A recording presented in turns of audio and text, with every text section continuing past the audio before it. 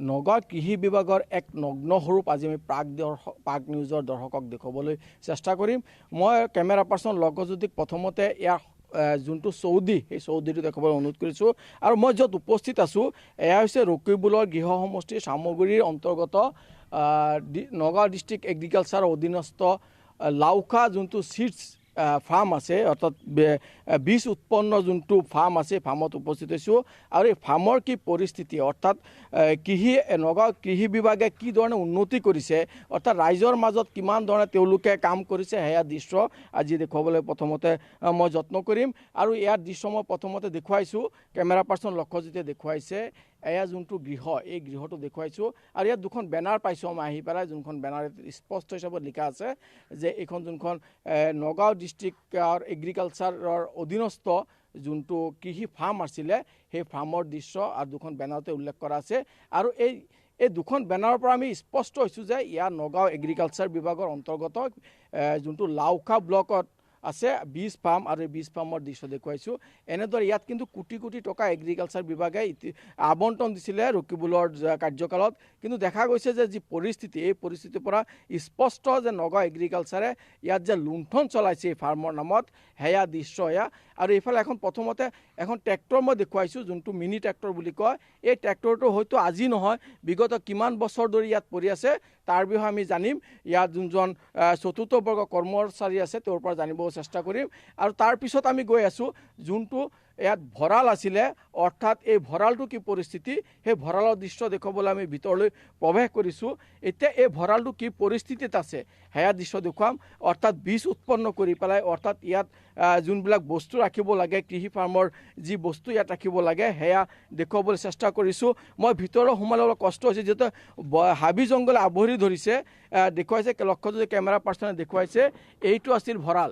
আৰু এই ভঁৰালটো বৰ্তমান এই পৰিস্থিতিত ইয়াত দেখা গৈছে, ইয়াত যি বস্তু আছিলে নগাঁও এগ্ৰিকালচাৰ বিভাগে যি বস্তু দিছিলে সেয়া বস্তু আমি দেখুৱাই আছোঁ, কেমেৰাত দেখুৱাই আছে। এয়া বস্তু এয়া এখন ট্ৰেক্টৰত এখন ট্ৰেইলাৰ আছিলে, আৰু ট্ৰেইলাৰটো জহি হৈ গৈছে। হয়তো এইখন ট্ৰেইলাৰেদি ইয়াৰ পৰা যোনটো প্ৰডাকশ্যন হৈছিলে, বীজ প্ৰডাকশ্যন কৰে এগ্ৰিকালচাৰ বিভাগে, সেই প্ৰডাকশ্যনৰ বস্তুবিলাক ৰাইজৰ মাজত তথা কৃষকৰ মাজত দিবলৈ তেওঁলোকে এইখন ট্ৰেইলাৰ দি লৈ যাব লাগে, সেয়া দৃশ্য। আৰু বৰ্তমান যি পৰিস্থিতি, সেই পৰিস্থিতি দেখুৱাইছে কেমেৰা পাৰ্চন লক্ষ্যজ্যোতিয়ে। আৰু মোৰ সোঁহাতে যি দৃশ্য, এয়া দৃশ্য দেখুৱাইছোঁ। ইয়াত বীজ ফাৰ্ম যোনখন, সেই বীজ ফাৰ্মৰ কাৰণে ইয়াতকৈ নতুনকৈ কিছুমান বস্তু আবণ্টন দিয়া হৈছিলে, অৰ্থাৎ কিছুমান গৃহ আবণ্টন দিয়া হৈছে। গ্ৰীণ হাউচ, যোনটো গ্ৰীণ হাউচ বুলি কোৱা হয়, য'ত নেকি বীজ কিল উৎপন্ন কৰা হয়, সেই গ্ৰীণ হাউচ দেখুৱাইছে। গ্ৰীণ হাউচৰ কি পৰিস্থিতি, এয়া হৈছে গ্ৰীণ হাউচৰ পৰিস্থিতি। কেমেৰা লেন্সত নিশ্চয় আপোনালোকে প্ৰত্যক্ষ কৰিছে, এয়া হৈছে গ্ৰীণ হাউচৰ পৰিস্থিতি। এয়া জহি হৈ গৈছে। যি নিৰ্মাণ কৰিছিলে, হয়তো ইয়াত কোনো বেনাৰ নাই, কোনো চাইনবোৰ্ড নাই, ইয়াত কিমান টকা আবণ্টন হৈছে সেই আবণ্টনৰ ধন কিন্তু ইয়াত উল্লেখ নাই। হয়তো ইয়াত কোটি টকা হ'ব পাৰে, নহয়তো লাখ টকা হ'ব পাৰে। কিন্তু এয়া ৰকিবুলৰ গৃহ সমষ্টিত হয়তো ইয়াত যি উৎপন্ন কৰিবৰ কাৰণে কৃষি বিভাগে লাখ লাখ টকা আবণ্টন দিছিলে, সেই আবণ্টন নামতহে আবণ্টন দিছিলে। কিন্তু ইয়াত যি আধৰুৱা কৰিছে গ্ৰীণ হাউচ, সেই আধৰুৱা হৈ আছে। এয়া দৃশ্য, এয়া যি দৃশ্য দেখুৱাইছোঁ আমি, কেমেৰা পাৰ্চন লক্ষ্যজ্যোতিয়ে দেখুৱাই আছে। এয়া এফালৰ দৃশ্য দেখুৱাইছোঁ আমি। ইয়াত আৰু এটা ছাইড আমি আৰু এটা মোৰ বিপৰীতে যোনটো দৃশ্য, সেই দৃশ্য আমি দেখুৱাবলৈ লাহে লাহে আগুৱাই গৈছোঁ। নগাঁও কৃষি বিভাগে ইয়াৰ নামত কিমান কোটি টকা বা কিমান লাখ লাখ টকা তেওঁলোকে আবণ্টন লাভ কৰি পেলাই ইয়াৰ বিপৰীতে কিমান কাম কৰিছে সেয়াক আমি পিছলৈ দেখুৱাই আছোঁ। মই ইয়াৰ গৃহৰ পৰা ওলাইছোঁ, যোনটো ভঁৰাল আছিলে, ভঁৰালটো বৰ্তমান ইয়াত দেখা গৈছে যে গোহালিত পৰিণত হৈছে। আৰু ইয়াৰ লগত থকা যোনটো ট্ৰেক্টৰ বয় বস্তু ৰাখিব লাগে, সেয়া জহি হৈ গৈছে। এয়া হৈছে নগাঁও এগ্ৰিকালচাৰৰ বিভাগৰ নগ্ন স্বৰূপ, অৰ্থাৎ পপুলাৰ স্বৰূপ। তেওঁলোকে নামত বাহবা লৈ আছে। আৰু বৰ্তমানৰ যোনজন কৃষি বিভাগৰ যি মন্ত্ৰী আছে, অতুল বৰাক দৃষ্টিগোচৰ কৰাবৰ কাৰণে প্ৰাগ নিউজে এনেকৈ সোমাই আহিছিলোঁ আৰু দেখুৱাই আছোঁ। এয়া হৈছে এগ্ৰিকালচাৰ বিভাগৰ নমুনা স্বৰূপ। অৰ্থাৎ সঁচাকৈ এই বিভাগটোত তেওঁলোকে আমূল পৰিৱৰ্তন কৰিবলৈ সক্ষম হৈছে নে? যিহেতু 5 বছৰ 100 দিন অতিক্ৰম কৰিছে বিজেপি চৰকাৰে, আৰু বিজেপি চৰকাৰে সদায় ডাকডোল বজিছে। তেওঁলোকে প্ৰতিটো বিভাগতে তেওঁলোকে আমূল পৰিৱৰ্তন কৰিবলৈ সক্ষম হৈছে। কিন্তু কেমেৰা পাৰ্চনে দেখুওৱা মতে এয়া সঁচাকৈ আমূল পৰিৱৰ্তন, ইয়াত দুৰ্নীতি হৈছে, তাৰে দৃশ্য দেখি আপোনালোকে নিজে অৱগত হ'ব। আৰু ইয়াত যোনজন চতুৰ্থ বৰ্গৰ কৰ্মচাৰী আছে, তেওঁ নিজে ইয়াত আছে, কিমান দিন ধৰি আছে কথা পাতিম। কিন্তু ইয়াত যিমান দেখা গৈছে যি দৃশ্য, এই দৃশ্যৰ পৰা গম পোৱা যায় যে নগাঁও এগ্ৰিকালচাৰ বিভাগৰ অন্তৰ্গত যি বীজ পাম, এই বীজ পামত ব্যাপক দুৰ্নীতি হোৱাটো নিশ্চিত হৈছে। আৰু আপুনি কিমান দিন ধৰি ইয়াত আছে আৰু কিমান বিঘা মাটি ইয়াত আছে এগ্ৰিকালচাৰ যোনটো লাওখা বীজ পামৰ নামত? এইটো 100 বিঘা মাটি আছে আমি শুনিছোঁ। আৰু মই একদম 2 টকা হাজিৰাৰ পৰা এইটো ফাৰ্মত কাম কৰি আছোঁ। আজিলৈকে মই কাম কৰি আছোঁ, দৰমহা চৰমহা নাপাওঁ। মোক কৈছে যে অলপ খেতি চেতি কৰি তই চল।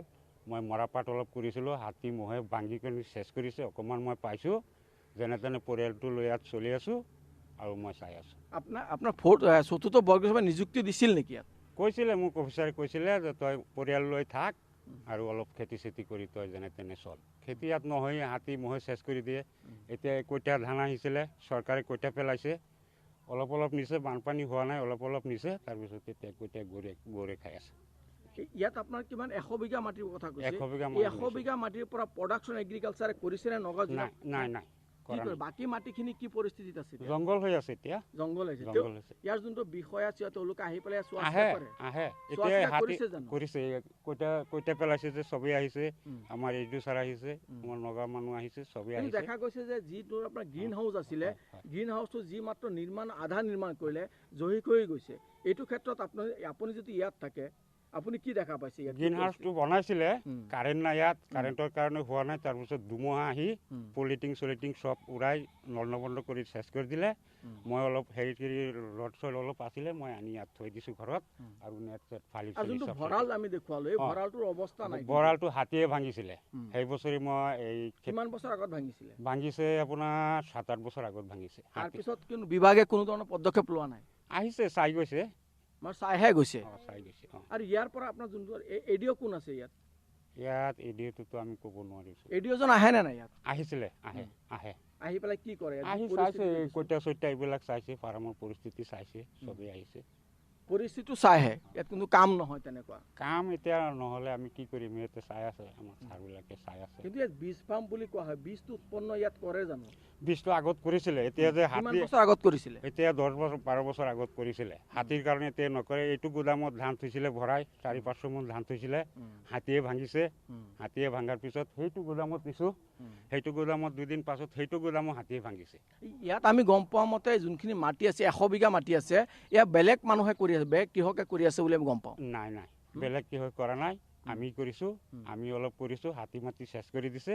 আমি কৈছোঁ যে দৰমহা নাপাওঁ, আমি অলপ কৰিছোঁ। এতিয়াও পৰি আছে, হাতী চাতি ভাঙিছে যে, মহে ভাঙিছে যে, এতিয়াও পৰি আছে। মই ভালকৈ ল'ব পৰা নাই। হয়, এয়া দেখা গৈছে যে কৃষি বিভাগত আমূল পৰিৱৰ্তনৰ নামত দেখা গৈছে। মই যোনখন য'ত উপস্থিত আছোঁ, এইটো লাওখা সামগ্ৰী সমষ্টিৰ লাওখা বীজ ফাৰ্মত উপস্থিত আছোঁ।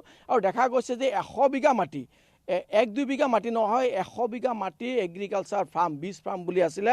কিন্তু ইয়াত নামমাত্ৰ বীজ ফাৰ্ম চলি আছে। কিন্তু নগাঁও এগ্ৰিকালচাৰ বিভাগে এইটো ক্ষেত্ৰত কি ধৰণৰ পদক্ষেপ, সেয়া পদক্ষেপ আমি দেখুৱালোঁ। তেওঁলোকে নামমাত্ৰ ইয়াত অহা যোৱা কৰে, যোনজন এডিঅ' আছে, সেই এডিঅ'জনে ইয়াত নামমাত্ৰ অহা যোৱা কৰে। ইয়াৰ বিপৰীতে কিন্তু ইয়াৰ পৰা যি বীজ উৎপন্ন কৰি ইয়াৰ অঞ্চল, যিটো বানপ্ৰান্ত অঞ্চল, সেই অঞ্চলত তেওঁলোকে বীজ উৎপন্ন কৰি তেওঁলোকৰ মাজত দিব লাগে। কিন্তু ইয়াৰ বিপৰীতে দেখা গ'ল যে ইয়াত লাখ লাখ টকা নহয়, কোটি কোটি টকা ক'ব লাগিব। আজি 12 বছৰ ওপৰত, 12 বছৰ আগত ইয়াত বীজ উৎপন্ন কৰি ইয়াৰ যোনটো চতুৰ্থ বৰ্গ কৰ্মচাৰী তেওঁ নিজে স্বীকাৰ কৰিছে যে 12 বছৰ আগতে বীজ উৎপন্ন কৰিছিলে আৰু এই বীজ উৎপন্ন কৰি পেলাই তেওঁলোকে ৰাইজক দিছিলে। কিন্তু তাৰ পিছত ইয়াৰ পৰা যি বীজ ফাৰ্ম বুলি কোৱা হৈছে, ইয়াৰ পৰা বীজ উৎপন্ন কৰি, ইয়াৰ পৰা কঠীয়া উৎপন্ন কৰি, ইয়াৰ নানান ধৰণৰ যিবিলাক এগ্ৰিকালচাৰ কাৰণে যি প্ৰডাকশ্যন কৰিব লাগে, সেই প্ৰডাকশ্যন ইয়াৰ পৰা উৎপন্ন কৰি ইয়াৰ কৃষক ৰাইজক দিব লাগে। কিন্তু তাৰ বিপৰীতে দেখা গ'ল যে কোনো ধৰণৰ তেওঁলোকে বিগত 12 বছৰ ধৰি কোনো ধৰণৰ উৎপন্ন দিয়া নাই। মই আকৌ এজন চতুৰ্থ বৰ্গ কৰ্মচাৰী তেওঁৰ ওচৰত জানিব বিচাৰিম। এই আপুনি যিটো কৈছে 12 বছৰ ধৰি, যোৱা বছৰ কঠীয়া পেলাইছিলে, যোৱা বছৰ বানপানী হৈছিলে, 4-5 কঠীয়া দিছে ইয়াৰ পৰা, এইটো ফাৰ্মৰ পৰা কঠীয়া পেলাই বছৰে বছৰে কঠীয়া পেলাই ৰাইজক দিবৰ কাৰণে। এই বছৰো পেলাইছে, বহুত কঠীয়া পেলাইছে। কিন্তু কঠীয়া এই বছৰ বানপানী হোৱা নাই, ফলাট হোৱা নাই। এতিয়া কঠীয়া গৰে খাই আছে আৰু অলপ নিচে নিশ্চয় শুনিলে এয়া চতুৰ্থবৰ্গৰ কৰ্মচাৰী নিজে স্বীকাৰ কৰিছে এতিয়া যি কটীয়া পেলাইছিলে হয়তো এই কটীয়াৰ নামত লাখ লাখ টকা আবণ্টন দিছে আৰু তাৰ বিপৰীতে দেখা গৈছে ইয়াত কটীয়া বৰ্তমানে গৰুৱে খাই আছে গতিকে এনেদৰে চলি আছে নগাঁও কৃষি বিভাগৰ অন্তৰ্গত যোনটো লাউখা বীজ ফাৰ্ম আছে এই বীজ ফাৰ্মৰ যি দৃশ্য সেই দৃশ্য দেখুৱাইছোঁ এনেদৰে চলি আছে বিগত 10 বছৰ নহয় 12 বছৰ নহয় হয়তো যেতিয়াৰ পৰা আৰম্ভ হৈছে তেতিয়াৰ পৰা এনেকেই চলি আছে গতিকে এই বীজ ফাৰ্মৰ নামত যে নগাঁও এগ্ৰিকালচাৰ বিভাগে বেয়াবক লুণ্ঠন যে চলাইছে সেয়া নিশ্চিত